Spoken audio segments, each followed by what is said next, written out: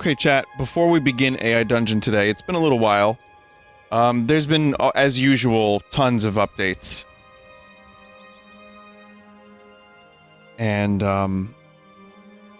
we're gonna try some stuff with the Dragon AI, of course. And...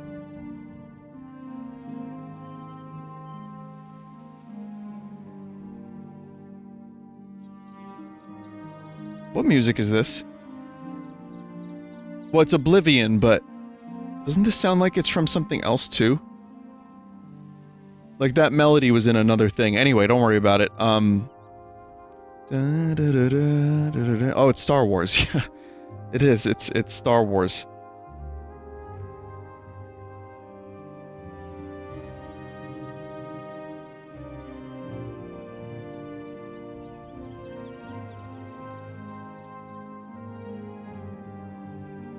We're gonna start with your basic fantasy to fit the music, and then I will have some different prompts that I have saved up.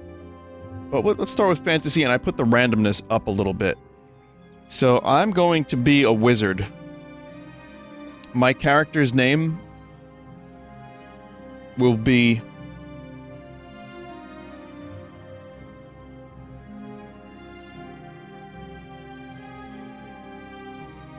Wizard.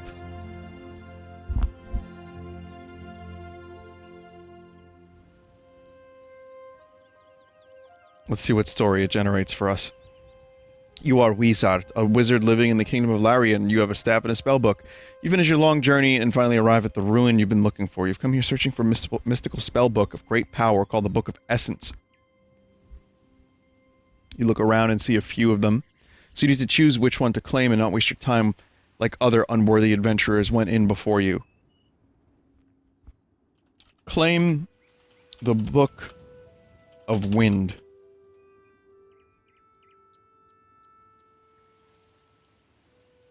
It's already a little weird, but I upped the randomness by like 0.3. Those were the last spells you learned as you preferred fire, your first spells, in fact. You pick it up and promptly begin reading.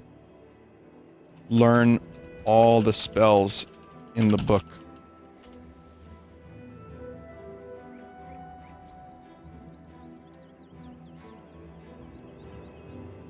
After you finish reading... fuck is this shit? Okay, lowering volume drastically on the browser. I got an achievement. After you finish reading, you notice the book morph into dust in your hands. You absorb its knowledge, put it in your robe's pocket. With everything done now, you return to the entrance of the ruin and press a blue stone. The walls simply part around the iron bars, creating a new pathway for you.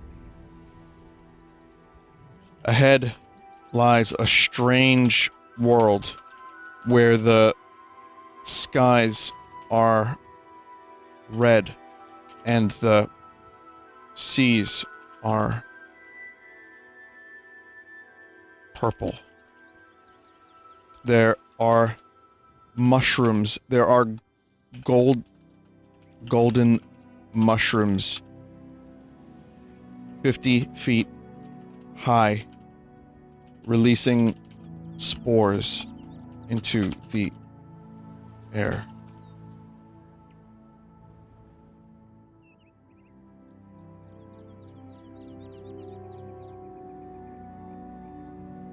Yes.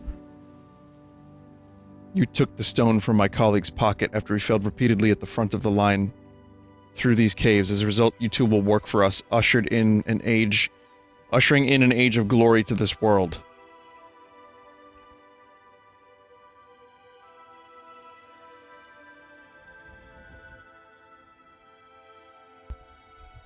Randomness is too high.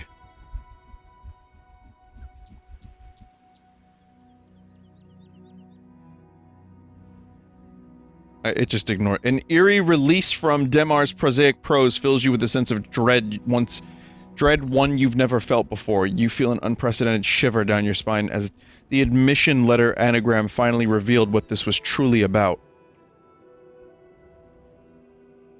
Good day.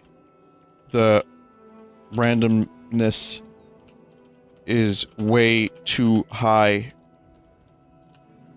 on this instance of AI dungeon.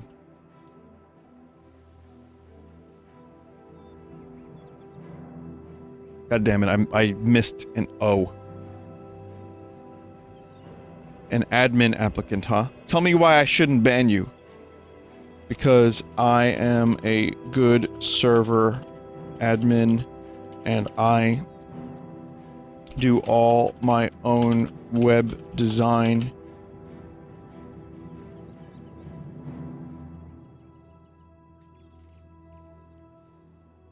So much for fantasy. Heh, fill out an application, get whitelisted on the forums, and state your reason for applying if you wish.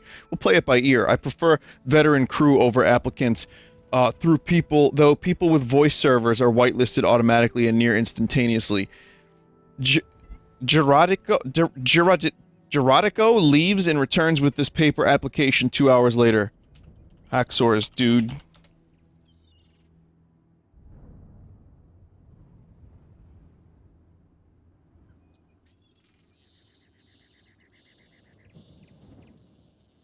Add me on Skype to please, always looking for new friends that can help advertise via their company, but only if you want to be, of course. A horizontal white line flashes into view as the snap decision to let Chris in is made, changing the shape.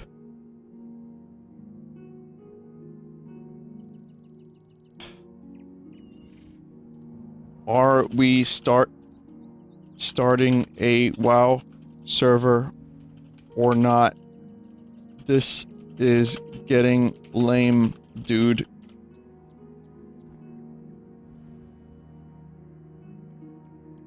Okay, so the wizard was just like in WoW. Holiday says, let's keep playing. Talar says, AI, bring us Tonberry-styled minions, please.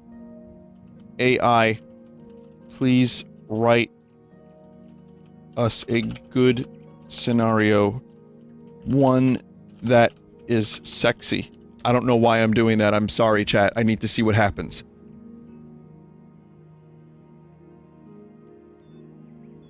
I have the thing on. It's safe. It's in safe mode-ish. The flashing horizontal white line in the blackness returns for a split second, accompanied by what you believe is internal complaining from the intelligent applications of Skynet. I am the T-1000.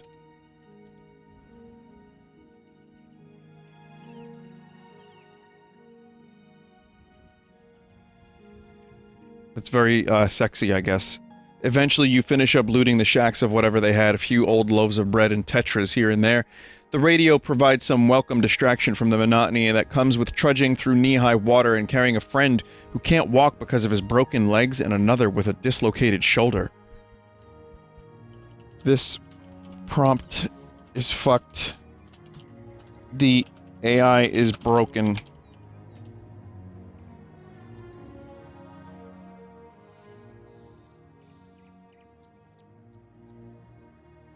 I only increased the randomness by like 2 or 3.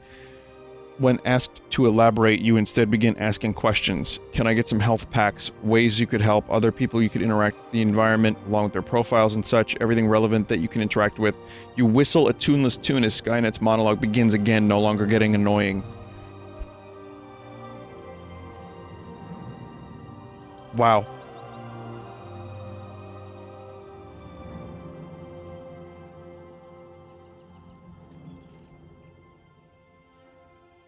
I am shocked at how terrible that ended up.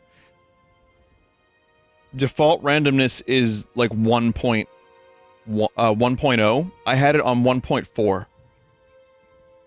Obviously way too much. I put it down to 1.1.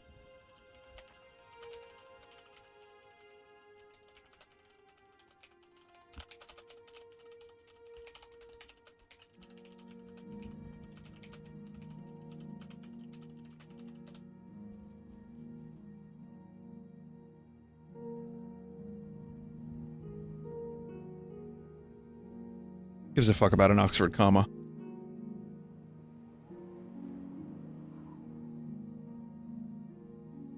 You begin to wonder and ask questions as the monologue continues. Can you do first person?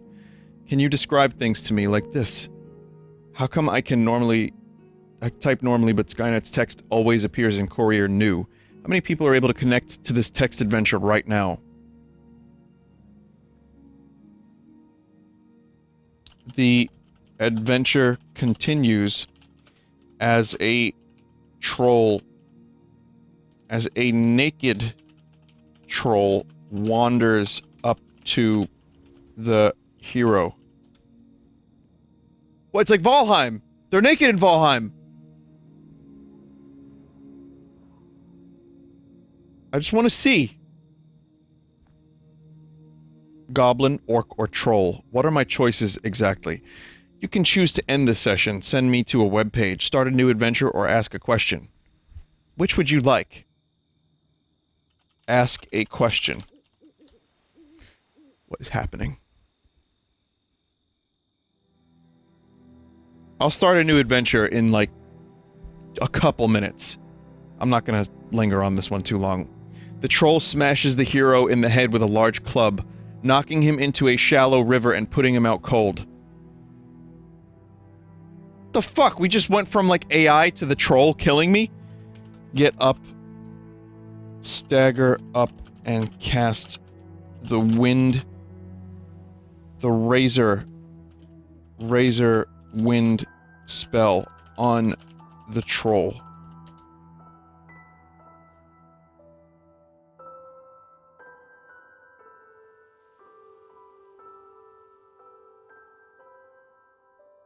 The green tornado of magic knocks the troll into the air and causes it to land on its head.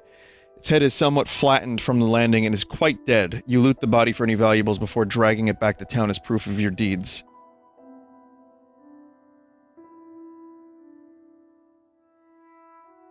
Show the dead troll to the villagers. Now we have something.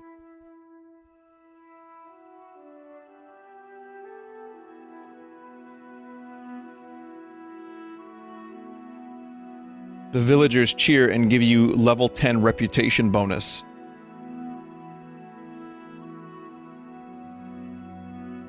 Find brothel. This will be like the Witcher universe. Plus 10 rep bonus? Fuck yeah.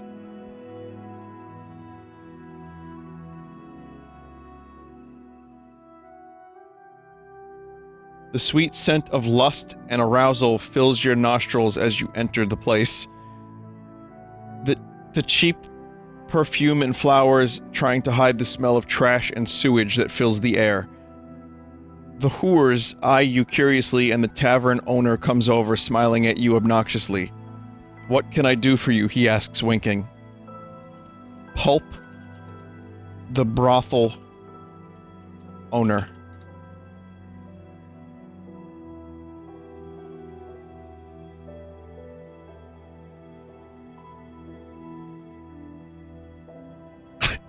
The brothel owner is crushed into a red pile of blood, guts, and other organs, the smell of which fills the nostrils with a sweet scent of death. You search the corpse quickly, finding an ornate dagger and some gold. You stumble out of the building, overwhelmed by the smell. Find an inn and take a shower. I can't believe the game actually pulped the brothel owner. Like, it knew what I was talking about. The refreshing smell of pine and the sight of large, fluffy clouds soothe you as you drift off to sleep. In the upper-class bed, you wake up refreshed and calmly exit the inn, ready to start your adventure. Where can I find a quest? Can anyone guide me to an adventure? It's like me asking the chat.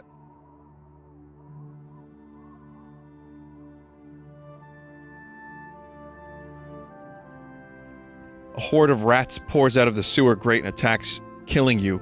You awaken in an office. You stand up quickly, your head is throbbing. A large, muscular man stands over you, a wicked grin on his face. Ah, you're awake. Good. I'm not gonna even say anything. I think I was in VR. I think it was like... It was Skynet or fucking Morpheus or... The man grabs your arm, pulling you up. Like my new upgrades, he asks, grinning. Found a new use for all those half-orc babies the king keeps aborting. The king allows abortion now, you ask? Confused and terrified? I'm not saying a goddamn thing. What is this shit? What is this shit?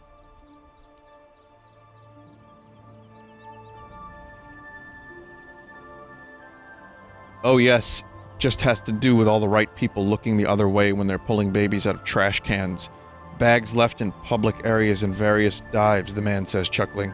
Yakov, get in here. A young man hurriedly enters the office, bowing low.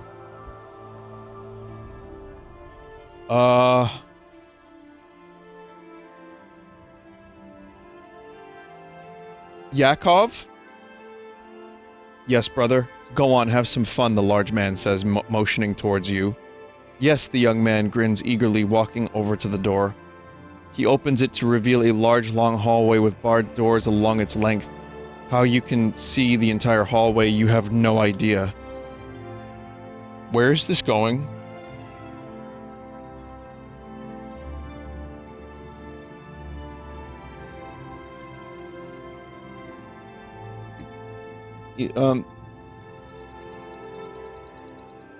The only light source is a candle placed somewhere in the middle of the hallway. Let's start with number 4. Release her, the large man commands, and the young one pulls out a key from the robes and unlocks the pen, opening the door.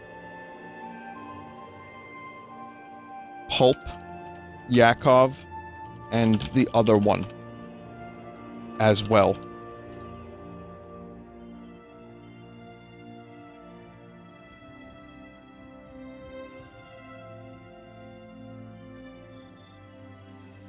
You smash your fist into the other guard's face, crushing his nose. He staggers back, yelling in pain, tripping over a small child. You step forward, hit him again, killing as he stares at you in shock. The large man, Yakhal, different name, steps towards you, anger on his face. You dare? I do fucking dare.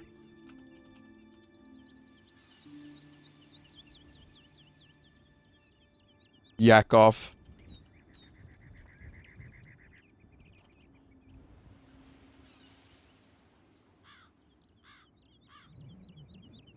Tasteth my pulp fist.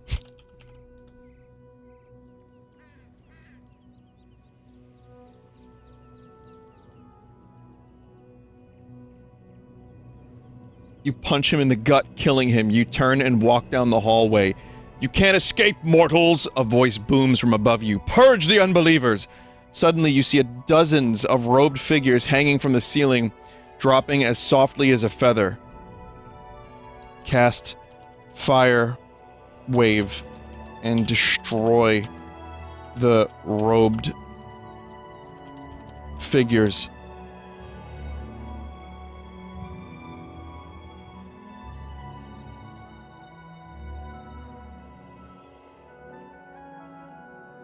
You blast fire at the robed figures, burning many of them to a crisp. Unfortunately, some of them stab you with daggers as they burn, killing you. Cast multi-pulp. How many times have I died this story so far?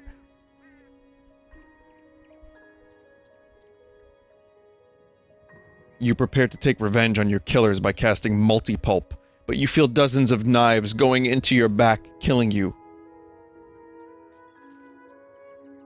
Live.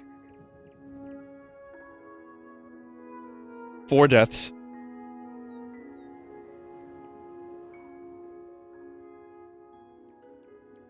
A portal opens and you see your father standing there. Come on, my son, we're leaving.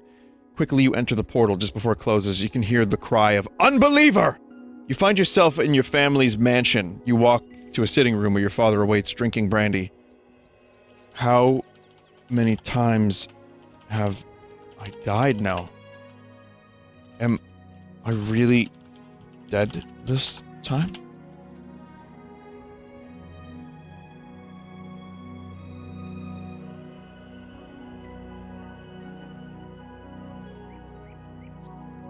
Ah, good you're here, he says, not answering your question. I contacted you because we need to talk about your future. You nod slowly. I know, I have to pick a path, right? You ask. Your father nods. What? Yes. Now, I believe that you are intelligent enough to know that picking my path is the best choice for you. Are you ready to begin? You nod once more. I am, you say firmly. Good, we'll begin in the morning. Pulp. Father.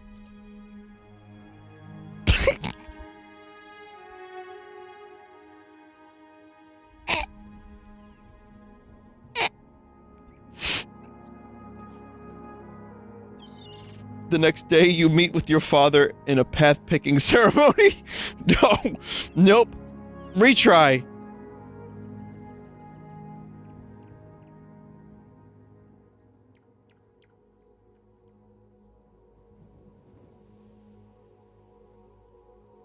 What the fuck is going on?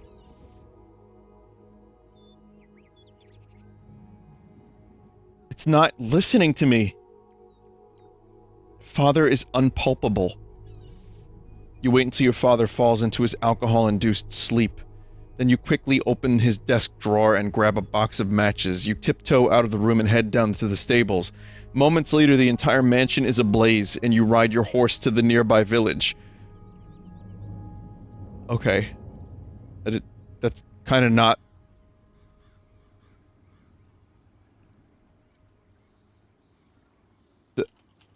The village has been empty for some time.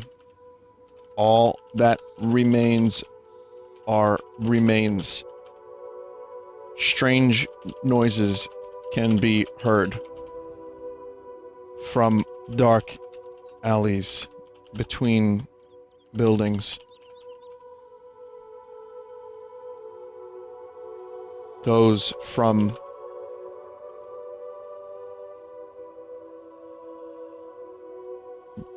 Grimpton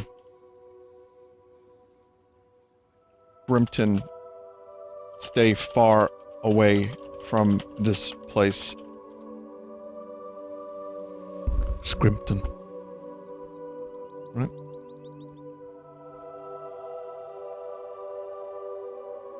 You, however, have business here. You walk down a dark alley until you reach a particular house. As you approach it, a door opens and a skeleton comes out to meet you. The creature used to be a muscular man, but now it's just a mindless beast, intent on eating you. Halt. I am Wizard. I have come to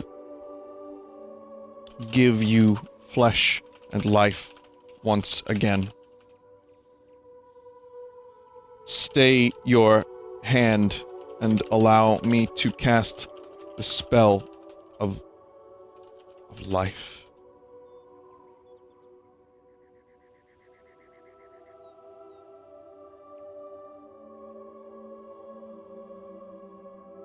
I am to remain weak and frail. I could have, you know, you say, remembering a passage from the spellbook. What? No, that's impossible, the skeleton says. Wait, what? That was me what?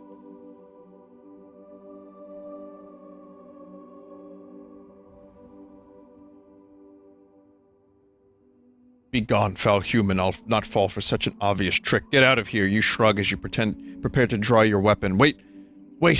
Maybe we can compromise, the skeleton says. What do you have in mind, you ask? That was very quick.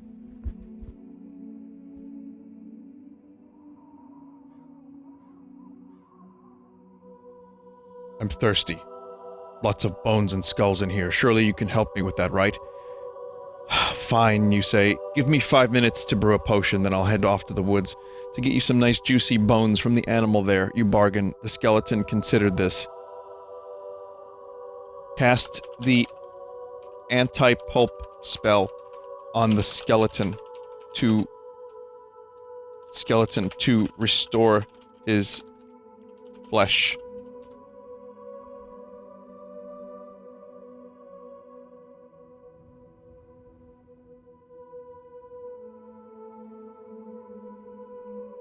You quickly ride into the forest, searching for fruit trees along the way. You head down to the lab and begin brewing a red potion. After about half hour, you finish the potion and drink it. The usual boiling acid sensation floods through your bodies. You prepare to cast the spell. Once inside the house, you set up for summoning, then perform the incantations necessary. Cast spell to revive skeleton. I don't know what's happening, chat. I really don't know what- I've lost control of my AI. You feel your body begin to twist and bend as you change into something else. You grow thin, granted a bonus to intelligence, but losing strength. Finally, you end up in skeleton form, ironically enough. There. Now we can both enter, you say. You enter the house, which is empty. It is time to fuck.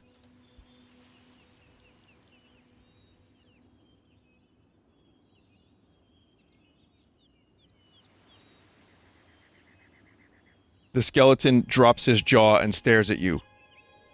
Why, that's almost cheeky, he says, smirking. Okay, but we have to do it in Scarecrow form. You shrug and begin the necessary actions to transform into a Scarecrow. You now stand in a field, ready to make the skeleton. At midnight, the Scarecrow. Do you think this is a wise decision? The cat lady asks. Probably not, you say, but I've already passed the point of no return, haven't I? The woman sighs then nods. Yes, I'm afraid you have, she replies.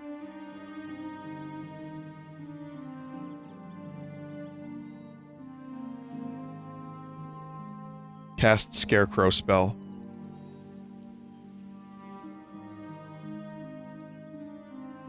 I don't know who the cat lady is, chat. You begin the incantations. As you do whenever you cast a new spell, you see the magic swirling around you, making you faster. Nobody knows why, but that's how it is. Soon the incantation is over, and you stare at your reflection in a nearby puddle. You are a Scarecrow. Now.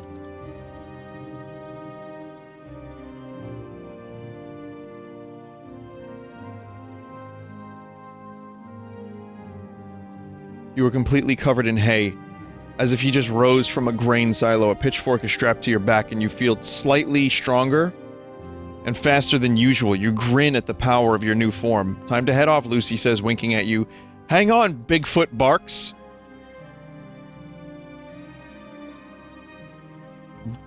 Bigfoot?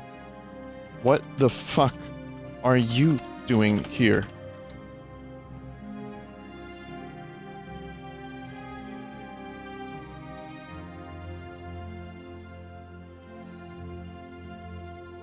I don't know why Bigfoot's here. The big man runs towards you and swings his golf club at your head. I'm sick of you murdering my friends. I'm putting an end to it, he yells. You roll out the way as he slams it into the ground, narrowly missing your head. Don't blame me for this. You would have died, you yell. Pulp. Bigfoot. Good.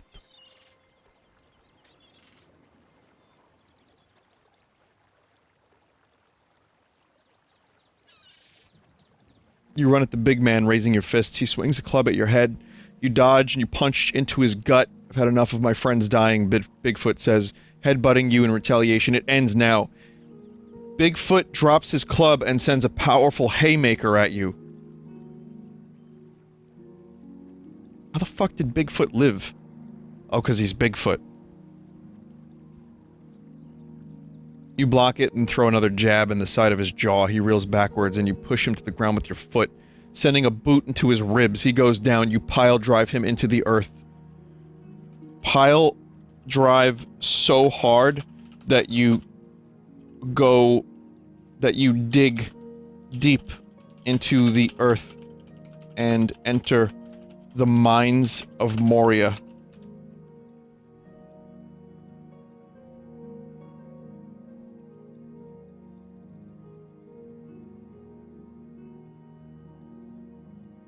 Dozens of goblins run around the mines, hauling mallets and clubs. They look at you with malice as you rise from the ground. You notice that large carts of coal are moving along rail tracks towards a large warehouse where presumably they're being stored. Grah, you yell, kicking one of the goblins. Die. The goblins do a dance. It is the dance of pain.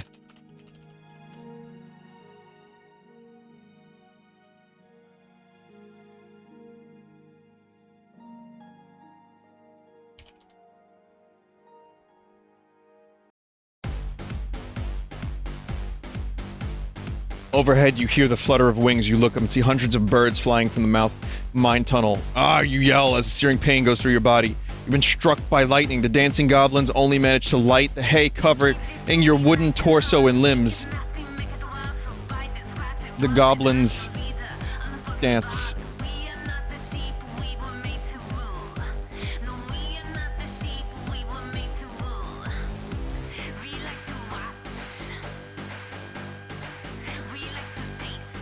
The goblins dance. The goblins dance. The goblins dance. The goblins dance.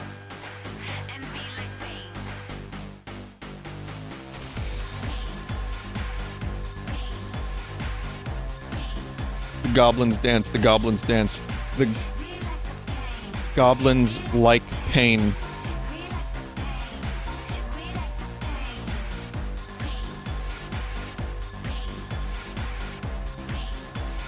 The goblins like pain. The goblins like pain. The goblins dance and like pain.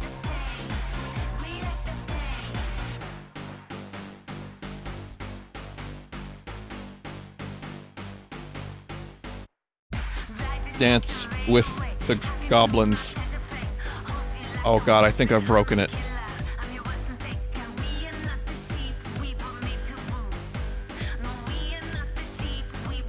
You dance with the goblins. Goblins are friendly. The goblins hop and skip around you, skipping and jumping through the air, and doing the other things that goblins do. They are super good at dancing. The goblins are winning this battle. You have won the dance-off. Pain.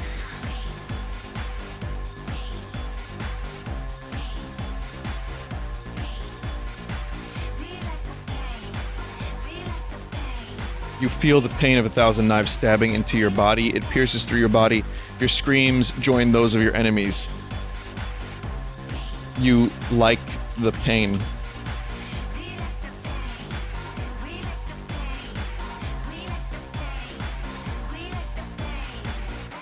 It's the best feeling in the world. The goblins keep stabbing you over and over again. You lie there taking knives to the chest. The goblins jump up and down on the fallen knights. I think he's dead, a goblin says. Should we stop? No, we need to finish them all off. I like the pain.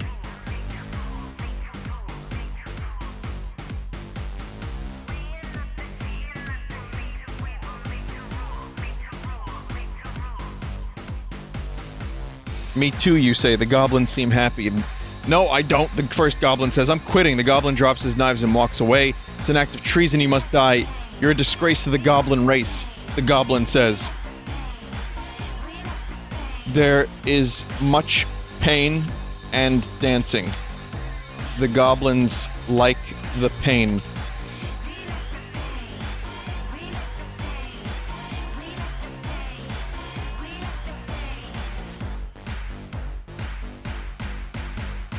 You see a man who isn't a goblin.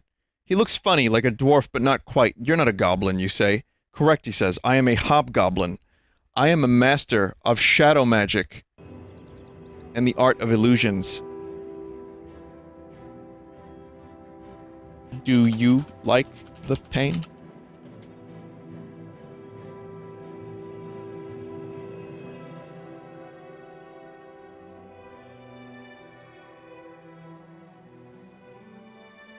No, he says. I'm a puss. You liar!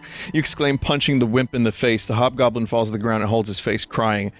I take it back, I take it back, he says between sobs. I like the pain. Too bad. Now, dance.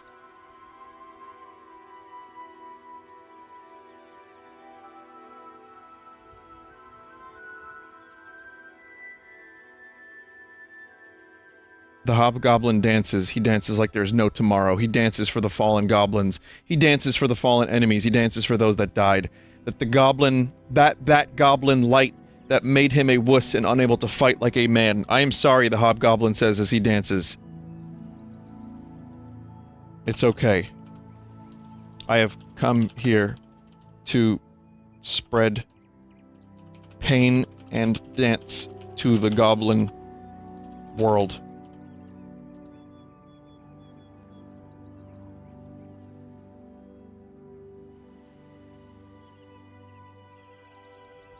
You're an emissary of the Father of Pain, the hobgoblin exclaims in horror, dropping his weapons. Am I? You ask in an unfaltering tone. Yes, please do not hurt me, he begs, begging on his knees. Do you have a job, goblin?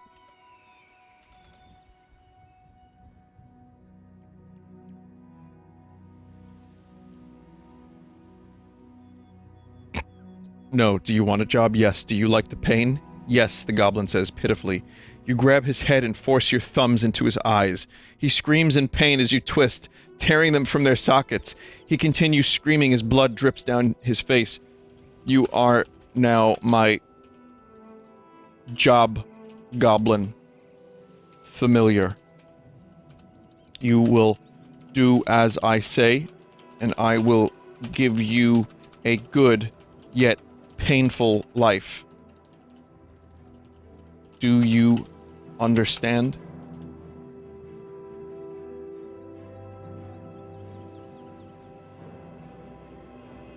I'm just rolling with the AI. Yes, master. The goblin screams. You will need a new name for your new life. You say, I shall call you Gubul, the son of Gubins. Yes, master.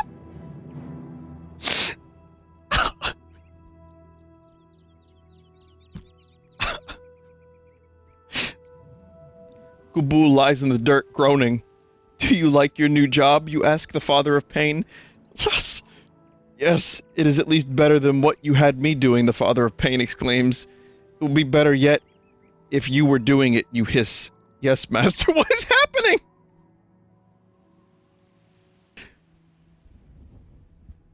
You, as the Messiah of Pain, have many enemies. The Falcons, the Asnars, and the Order all want you dead, and for good reason. You are a very powerful foe, and an antagonist to their cause.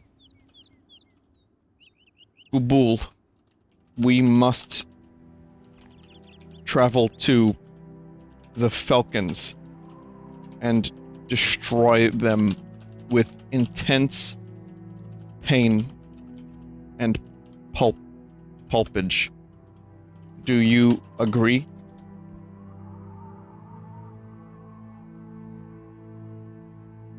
Someone said in chat, weren't we applying for a web design job? Yeah, but that was before we became job goblins. Yes, master. Then we will travel and organize the release of the pain flies into the world. It is your destiny. You travel with your goblin familiar and begin to plan out your attack. We will raid the main castle after the pain flies destroy the guards and villagers. Then you will sneak into the king's chambers and bite his ankles while I bludgeon all those who remain.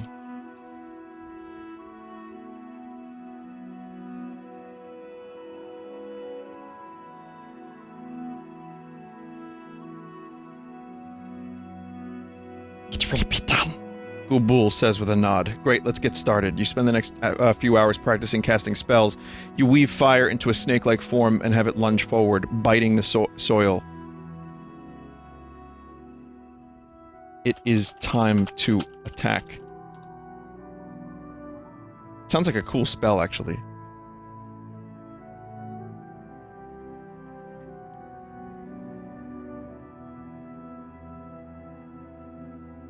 The pain flies are only growing more numerous, and so are the falcons. Soon you will have an army large enough to easily breach the castle walls, kill everyone inside. You begin marching toward the village for the attack, with your goblin Gubul by your side. This is it! This is it! You exclaim. My goblin Gubul.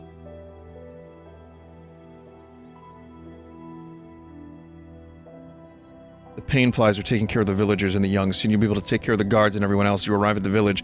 A small town with a little note in it. The few peasants hurry about their day, not noticing you or Gubul. I'll kill their leader first. Gubul, sneak in and bite the ankles of the king do it now and be rewarded.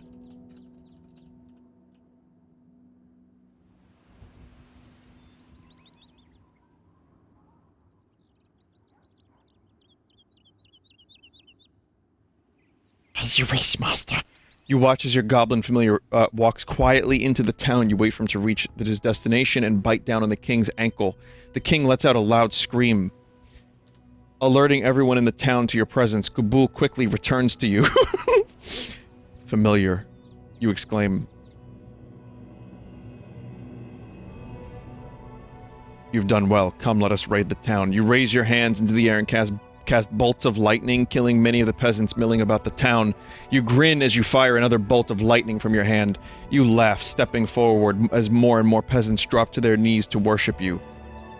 I am the Lord of Pain, even though I'm like the speaker for the Lord of Pain. And this is my goblin, Gubul. Watch as I reward his efforts. Son of Goblins.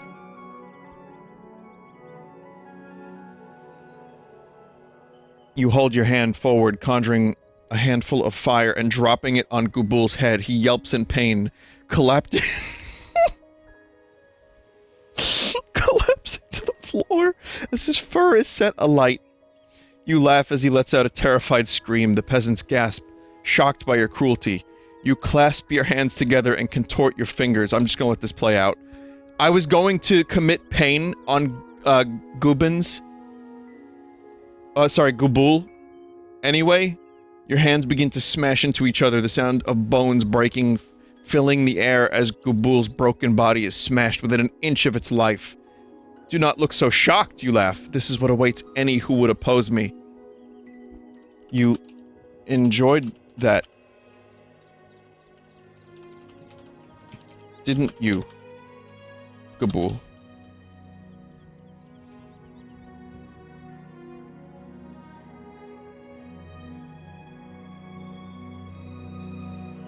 You hear a faint whimpering from the goblins who are clearly upset about the death of their leader and friend. You wave your hand, knocking them all to the floor, conjuring bolts of lightning to strike the terrified beasts. Incorrect. You reach down and pick up your goblin, who is now a broken mess of blood, bone, and flesh. You drop him to the ground once more and twist your hands. His body falls apart, his legs coming off while still alive and screaming in pain, his arms following soon after. Why have you killed Gubul? Cast the spell of life on Gubul. This is so fucked up.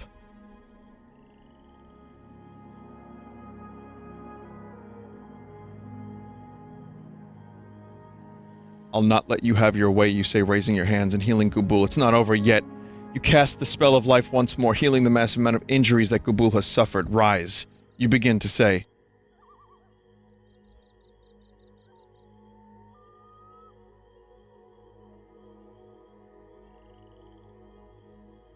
Suddenly your stomach rumbles.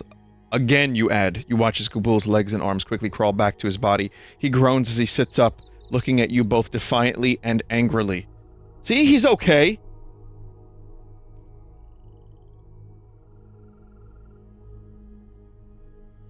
We need to heal him again, you remark. He'll be submissive soon. You turn to the crowd peasants, once more raising your hands. I am your Lord of Pain, you exclaim.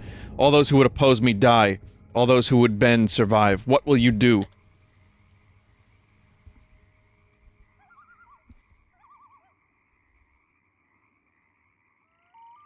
Peasants look terrified. One steps forward, crawling towards you. I'll submit. Death, one of the other peasants shouts, firing an arrow at the man. He falls dead instantly, but the message is clear. No resistance, only submission. You smile and descend from the town hall onto the street level.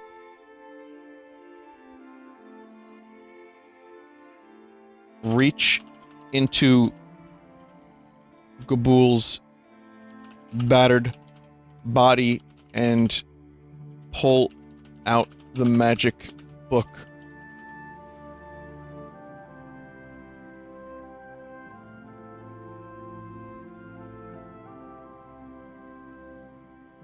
You smile, releasing your hold on Gubul's mind. He screams as the broken bones move back into place. He falls back on the floor, grimacing in pain. You push it into your backpack and begin pouring through its brittle pages. It appears to be a spellbook of some kind, filled with handwriting in an arcane language you've never seen before. And so, the Lord of Pain won the game by retrieving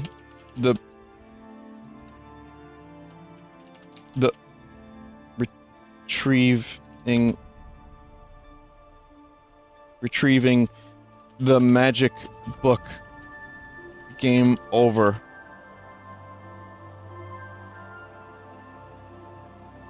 He lived painfully ever after. The end.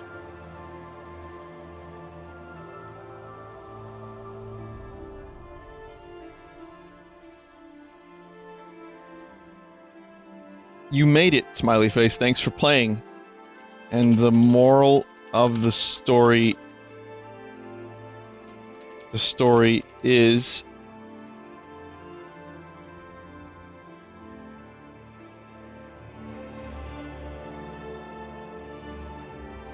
If a voice in your head tells you to kill everyone and take a magic spell book, you should get that checked out. You may also add, this entire thing was written without the aid of alcohol. I think you can see that my mind is twisted enough that further clarification on my sanity alcohol usage is unnecessary. Oh, one last thing. Fuck skeleton.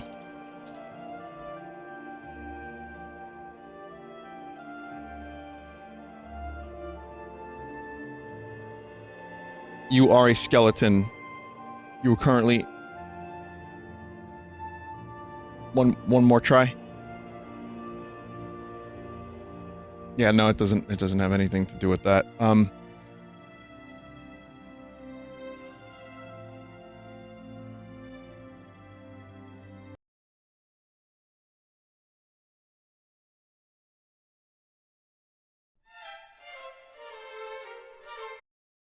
on a second.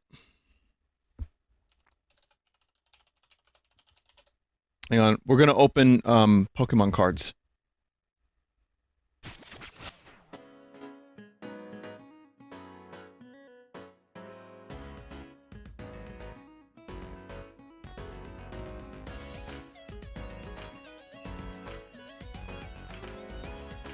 You are a tuber who has 10 packs of the newest and hottest Pokemon cards. They are very rare, and people want to watch you open them.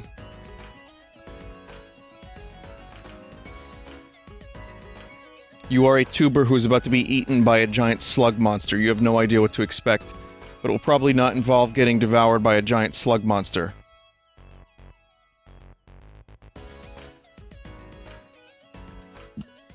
You open the first pack of Pokemon cards. You get Pikachu, Coughing, Litten,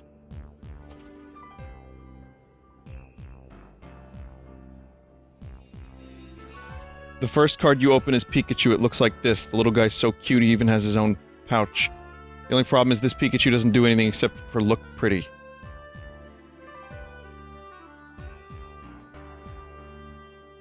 The first card opens with a loud pop. A few more cards come at you, but all of them look like they contain normal Pokemon.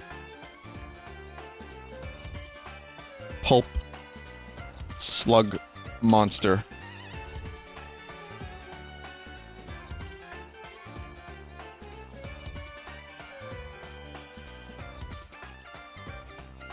You send you Pokemon to attack the giant slug monster. It mounts a good offense and knocks down the slug, but eventually it manages to squish your poor rat. The giant slug monster burrows back into the ground and disappears. You take the dead Pokemon body home and show your friends. Oh man, one says. Wow. That just got real fucking morbid instantly. had those cards. What the hell did you have against my Pikachu? You open another pack of cards. Here they are. 1. Coughing. 2.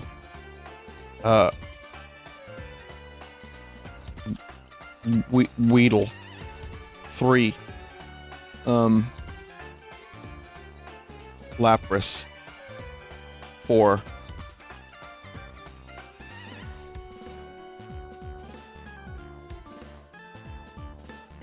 Question marks. Another pack of Pokemon cards. Your mom asks from the table, can I see them?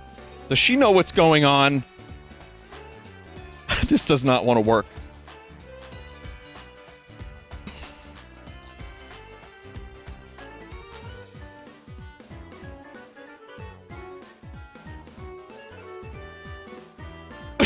Four.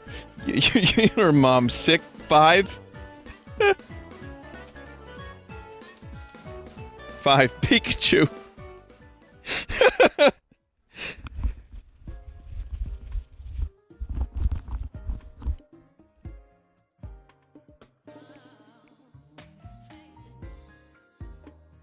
No hiding or nerfing.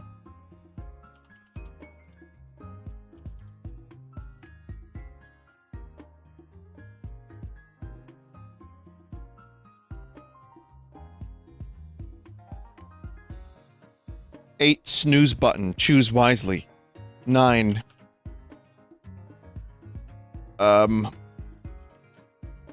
Bricko. 10. Charmander. 11. Blankton.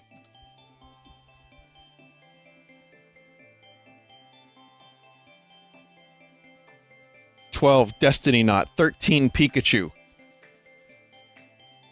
14.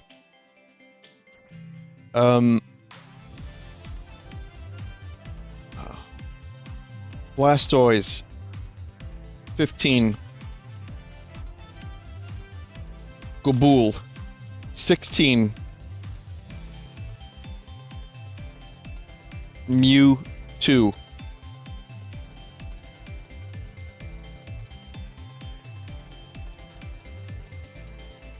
Please follow every instruction as best you can to complete this journey. What the fuck? Just generate some shitty Pokemon.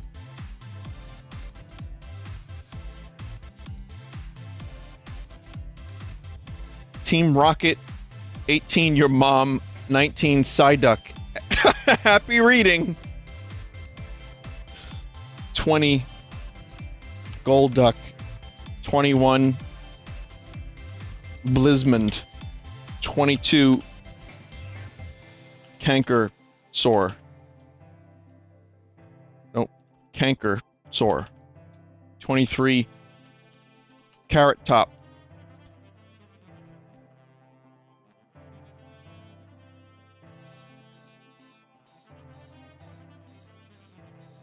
24, Tangela. 25, no closing your eyes this time. 26, Moltres. 27, Spearows. 28, Professor Oak's invention. 29, Rattata. 30, your favorite flavor of ice cream.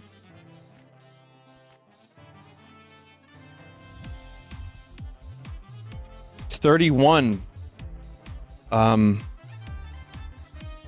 Poliwags. 32, Psyduck. 33, Gibble.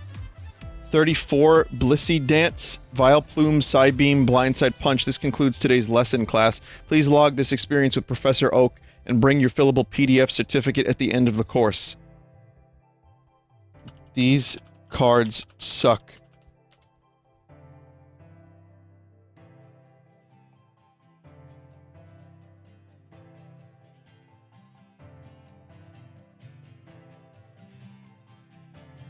Come on, says your friend. You could be a rich man. You played this game, didn't you? Didn't you? Yeah, you say, I played in first grade, bunch of stupid animals, and my friend's older sister made fun of me. It's not a game, it's a ripoff. Open a new pack of cards. Try one more time. This is dumb.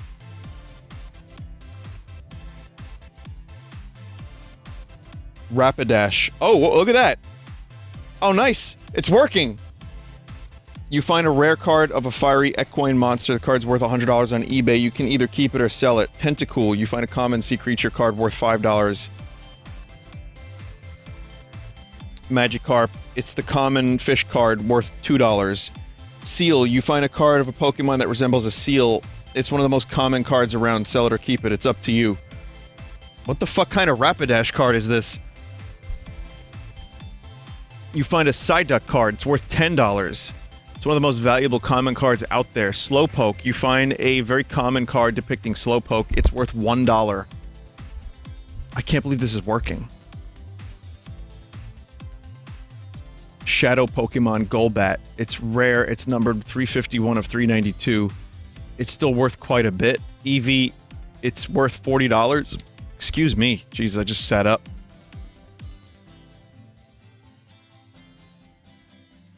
Damn, that's a good pull. Quick Attack. You find a card depicting a very obese Pikachu. It's one of the rarer cards out there. What? It's worth $500. Psywave. It's a common card. Depicts hypnotized-looking Slowpoke.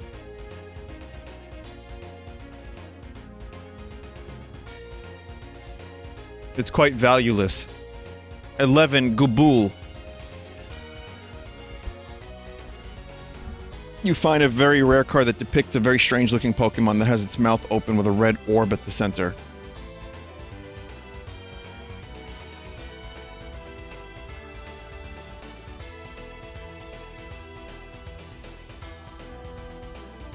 The card is one of the few valuable non-shadow Pokemon cards out there. It's worth about $1,300.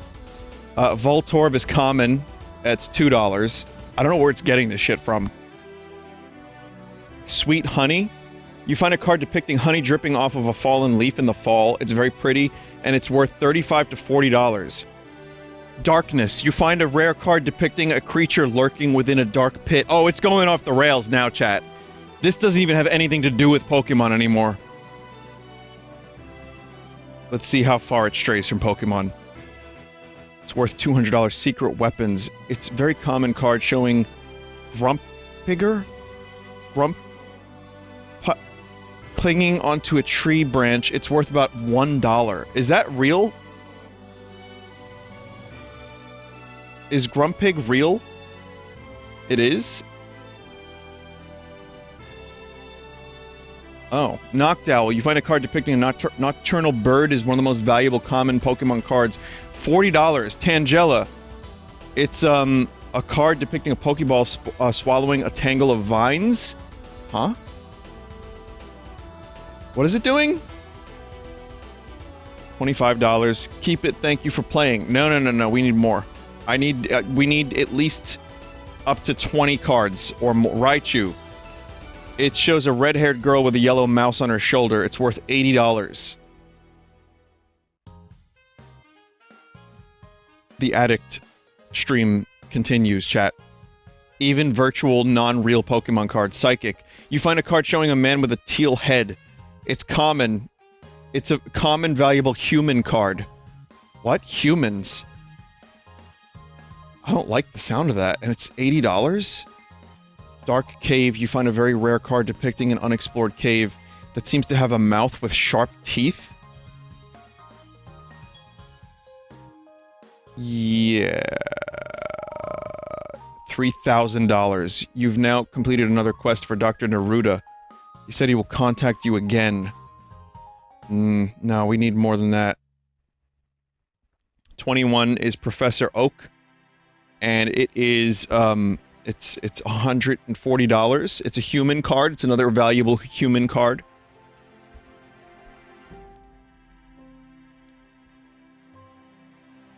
Unknown. You find a rather strange card depicting a large eye with two smaller eyes below it.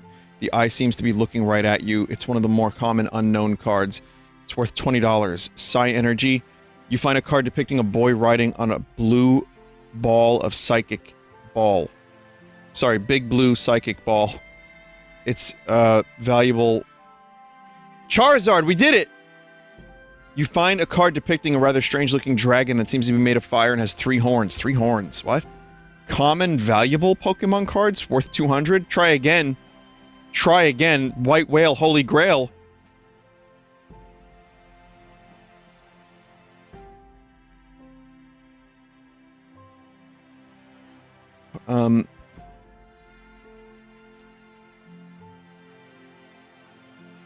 Common card. Yeah, it's only common for $200. Each pack, of course, you know, the packs cost $1,000 each.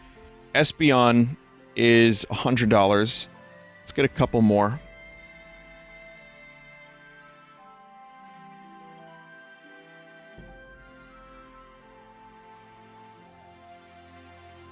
Zapdos is worth $600. Psychic is, it's a goofy-looking human. Okay, 28. Hell, 28.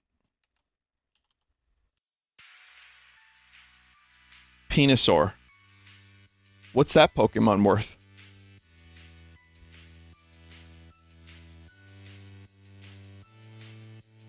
You find a rather strange-looking card depicting a pink creature with a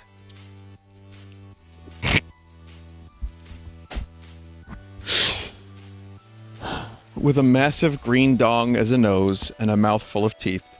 It's one of the rarer Pokemon cards out there, and it's worth $200.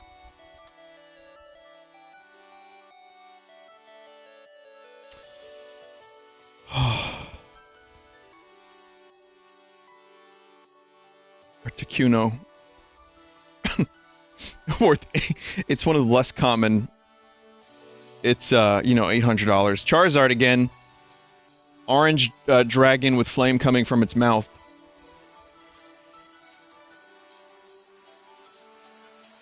$800. 31, you find your lucky charm. A half a die that has never left your side since your dad gave it to you before he died. It's been with you through a lot. It's worth more than any amount of money. Okay, that's... Alright, thank you.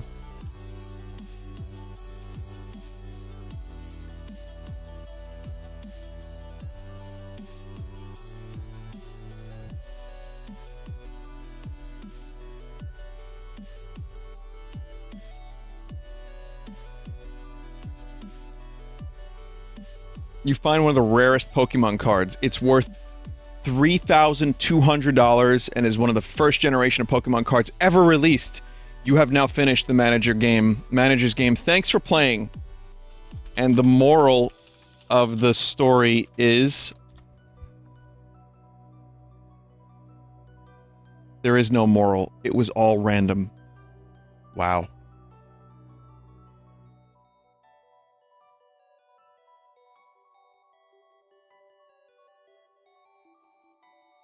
Yeah.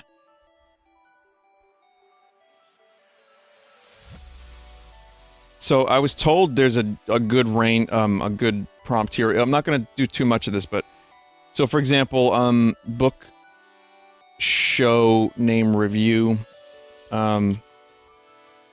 Bingo's book reviews, title of book, the gob that danced fastly. Genre: horror. Age range from, I don't know, 18 to 28. Bingo's review. This is a good book. It has some scary parts. It also has moments of humor and even romance. I recommend this to anyone who likes horror books or just people who like reading about people in pain. Oh. Okay.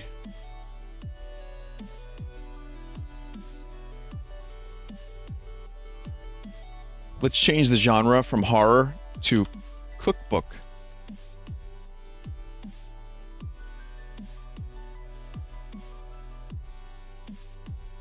This book has some very good recipes for anyone to try out. I could definitely recommend... I would definitely give it 4.5 stars. But then, I would definitely give it 4.5 starts.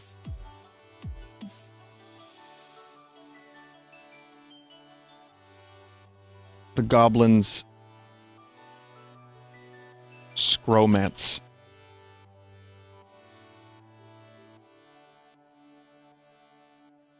What did I do? The Goblins' Scromance. Genre. Is there any way to make this bigger down here? Genre. Romance. Ages 18 to 88. Oh, I gotta change it to story mode.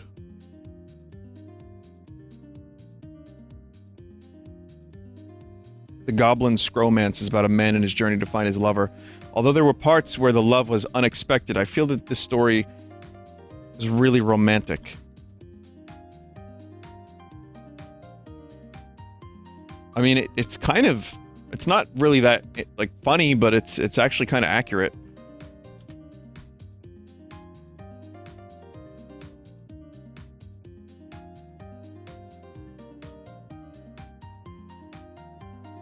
The Goblin Scromance is, yep, same.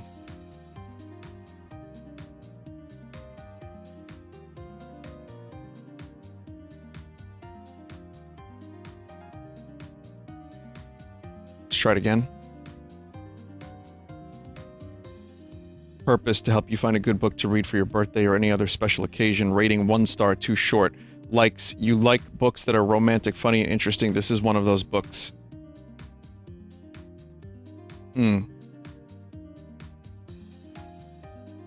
Keanu and you. Genre: cutlery.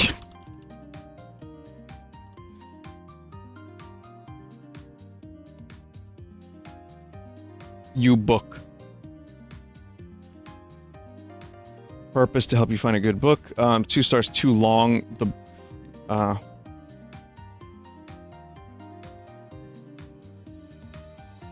mean, apparently this worked better.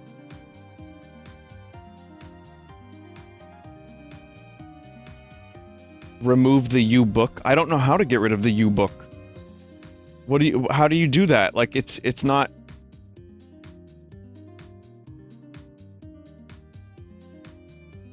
Vinny, you copied the you book? Oh. Oh.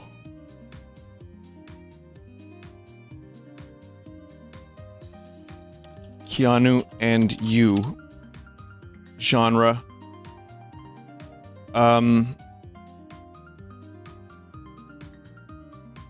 Knives. Self-help. Rating 1 star. Keanu Reeves is a man who's done it all, from the big screen to television. He's had success in every field of his life. He's also an actor with no discernible talents other than acting. This review was written by me. I'm not sure if you've ever heard of this guy, but he's famous for playing the lead in the movie John Carter. No. The film was a huge box office hit and won several awards, including Best Picture. This review is about him as an author. I know that he wrote a book called The Other Side of Me, which was published in 2012. It's been out of print for years. I couldn't find any information on where to buy it online or anywhere else. So here I am trying to get my hands on a copy so I can read it. This is all lies. This guy has no fan base. None at all. You can go on any website, look at the books section, and not find a single fan or follower who talks about this man. So I was a bit confused when I found a website called Keanu Reeves, the #1 fan site.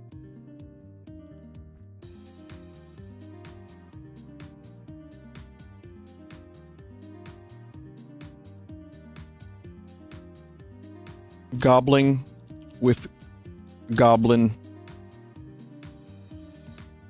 Genre: self-help.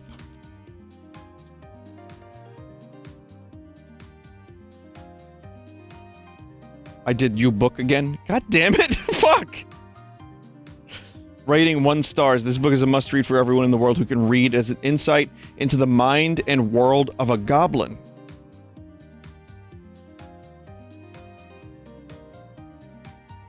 It's a world of sunshine, rainbows, and mysteries. It's a world filled with magical creatures and good people. It's a world most of us don't know about, or at least we don't realize we know so little about. We think we know about the world of a goblin.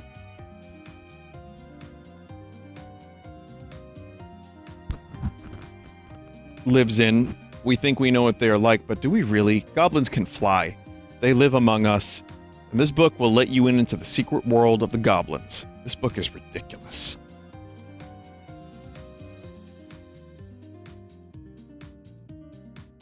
The sauce that wept.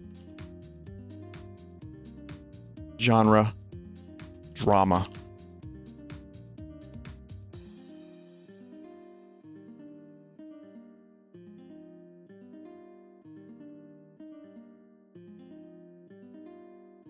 One star.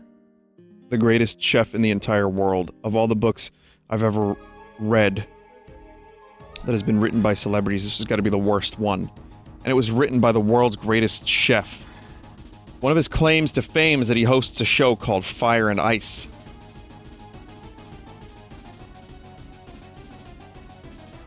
It's a cooking show on TV where he goes around eating delicious foods and then he says fire and then ice after every single food item. Grossest book ever. What the heck is this? Is this for real? I found this website called barnesandnoble.com. Oh, you know, this little website. Maybe you heard of it. Probably not, though. Filth. And how to be filthy. Genre. Dirtcore.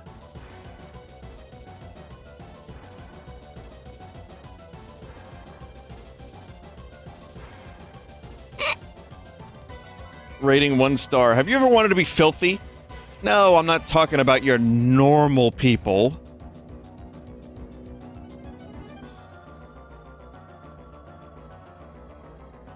Squalors or muddiness. I'm talking about the feeling you get when you need to be messy and dirty. The type of filth that can't be cleaned with just soap and water. The type of filth that no matter how much you try to clean yourself, keeps coming back and ultimately makes you feel happy. This book was written by an 80-year-old man named Keith Richards. I regret reading this. I don't think it's okay to read about his life and his experience. It's just downright weird and nasty. I feel like taking a shower after every chapter. It's all about the feeling. Chat, I'm gonna tell you now. I have a Red Vox song called All About a Feeling. Or All About the Feeling. I'm not sure which one yet. It'll be on the next album. So seeing that just then just fucking blew my mind. So thank you, AI Dungeon, for leaking a fucking song title from the next album. What's it about? It's about this book. Clearly.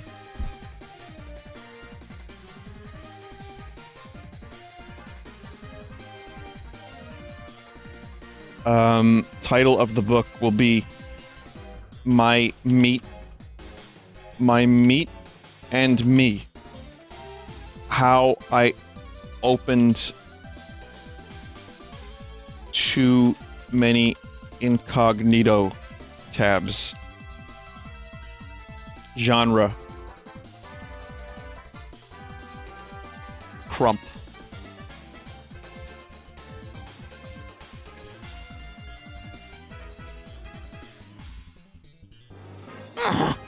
Ratings, sound, video, special features. My Meat and Me is a story about one man's journey on the internet. Follow actor and writer Lerone McKenzie's life from the internet filter to the prehistoric age and the extinction of the dinosaurs. One thing's for sure, you haven't experienced the internet until you've read this page-turner book. Oh my gosh, this book didn't have good words in it. Well, some of the words were bad words, and a lot of them weren't even words. What, like...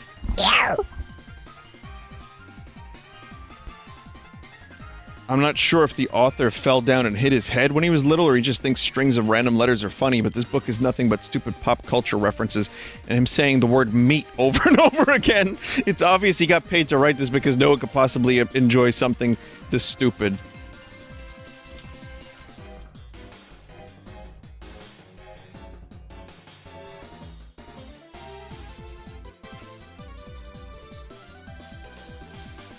Seriously, what is with all the numbers? Who invented numbers anyway?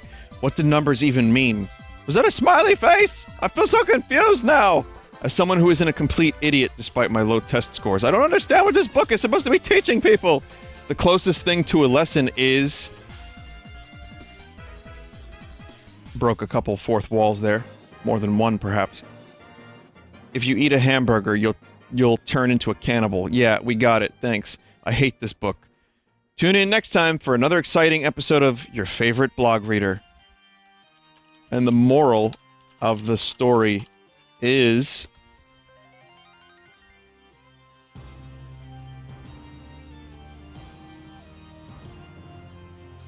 Never take advice from books.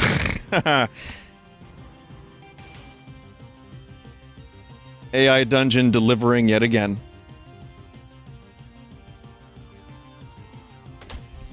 Alright. Yeah, so that's the Sunday stream. We'll do another AI Dungeon at some point. I'm sure it'll be a longer one, too. That was a lot of fun. A lot of good goblins. Keith Richards writing books about filth. Pulpage. Alright, chat. Thank you for watching tonight's stream. And you even got a Redvox leak. AI Dungeon leaked the name of one of our songs. Even though it's not completely final yet. I'll tell you what, it sounds a little bit like Creedence Clearwater Revival, which, yeah, it's good. I'm a fan of Creedence quite a bit. So it's got that kind of vibe to it a little bit. So anyway, that's a thing for the future. Not now, not for a while.